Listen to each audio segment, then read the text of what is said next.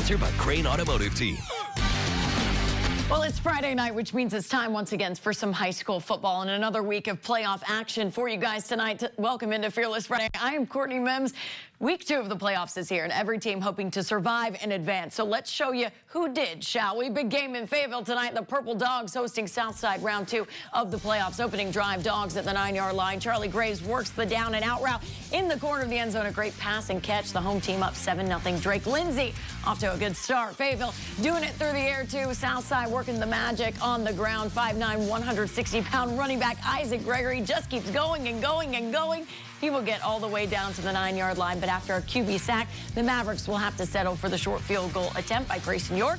Splits the uprights, and we've got a 7-3 ball game. Second quarter now. Fayetteville caps a long drive with this 1-yard run by Christian Setzer. He gets the ball just across the goal line. The Purple Dogs go up 14-3. Seconds left before halftime. Lindsay looking to his left, spots Jason Delamar at the 9-yard line. He's got it with 6 seconds left. No gambling by the head coach, so he takes the chip shot field goal by Nathan Kachel, and Fayetteville goes into the locker room with a 17-3 lead. Right now, the Bulldogs up 30-24 on the Mavericks in the fourth quarter. Now to Conway, though, where they're going to host the Bentonville West Wolverines after scoring a touchdown to start the game at 7 in the first. On the ensuing kickoff, Bentonville West recovers a Conway fumble, and they would capitalize on it here as Dalton Rice finds Cole Edmondson in the end zone. On the next drive, though, Conway's quarterback, Donovan Omolo, throws a screen out to his right to Jonathan Smith. He's off to the races, taking the ball inside the 5 where Conway would punch it in for 6.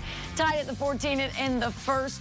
Bentonville West takes advantage of busted coverage for the easy 50-yard score. Dalton Rice to William Anderson. Man, oh man, but it's Conway who does have the lead in this one. Third quarter, they're up 49-38 right now. Let's switch it up a little this week and actually send it over to a reporter, Josh Berrien, who's over in Bryant tonight to see the Hornets host the Rogers Mounties. Take it away, Josh. Mounties getting tricky with it to start things off. A fake punt pass from J.T. Miller to Braden Gentry, turning fourth down into a 30-yard gain. Rogers having to settle for the field goal, though. 3-0 lead, Rogers. Bryant turned to their ground and pound game. James Martin with the rock, slips a tackle, keeps his balance, breaks a bunch more, and takes off. You cannot stop him. You can only hope to contain him, and Mounties failed to do that. Breaking free for a 50-yard touchdown, Bryant up 7-3. Mounties get back on offense, but not for long. Loose ball, and it's Sebastian Altmans at the bottom of the pile who recovers it for the Hornets. Bryant scored easily as Jordan Walker fires deep to his big target, Carter Ratliff, for the score. Ratliff's like, you thought you could cover me one-on-one? 14-3 Bryant. On their next drive, pocket collapsing Walker is taken down by the Mounties' other number 14, Braxton Lindsay. But Walker gets him back in the second quarter, zipping a pass over the middle to Mytorian Singleton for the touchdown. 21-3 Bryant. Thanks so much, Josh. And last time I checked that score, Bryant was up 42-24 on Rogers in the fourth quarter there. Well, let's keep on with those highlights, shall we? Now let's go to Bentonville, where the Tigers taking on Cabot tonight. It's the Tigers who have the momentum early on in this one. Look at this. Carter Nye finding Luke Kuhn here for the very first touchdown of the game, and they go 14-0 on this play right here. Nye sending a bomb to C.J. Brown there for the score.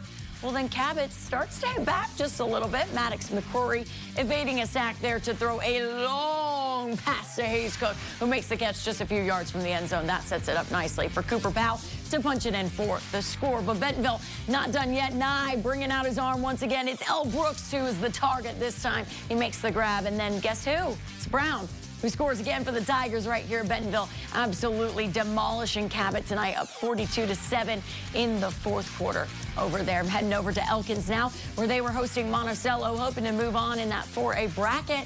And it was all Elks from the opening kickoff here. Elkins quarterback Dizzy Dean hitting James Townsend on an out route, and he does the rest, weaving his way 14 yards into the end zone to open the scoring. On the next Elks drive, Deshaun Chairs is going to be here, putting his foot into the ground. He goes 55 yards into the end zone. Nobody around to stop him. Look at that. And he was oh so excited about that one. Look at the celebration. Elkins goes up 14-0, but they were not done yet on the goal line. He slips through an arm tackle. That is same guy that right there strolls in for his second score of the night, and Elkins dominating Monticello 56-6, the final score of this game right here.